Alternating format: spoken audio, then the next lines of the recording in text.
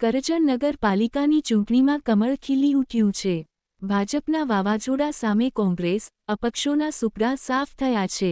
ગત 2018ની ચૂંટણીની સરખામણીએ ભાજપે એક બેઠક વધુ મેળવી 19 બેઠકો કબજે કરી છે, જ્યારે આપમાંથી 8 અને એક અપક્ષ વિજયી બન્યા છે।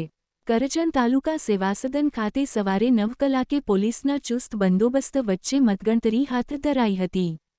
પ્રથમ વોર્ડનું પરિણામ જાહેર થતાં ભાજપાએ ખાતું ખોલાવ્યું હતું અને પ્રથમ વોર્ડમાં આખી પેનલ આવતાની સાથે જ કાર્યકરો અને ઉમેદવારો ગેલમાં આવી ગયા હતા। વોર્ડ 1, 2 અને 6માં ભાજપની પેનલ બેઠી ઉતરી હતી, જ્યારે વોર્ડ 3 અને 5માં 3 અને વોર્ડ 4માં એક ભાજપના ઉમેદવાર વિજયી થતાં કુલ 19 બેઠકો પર ભાજપનો વિજય થયો છે।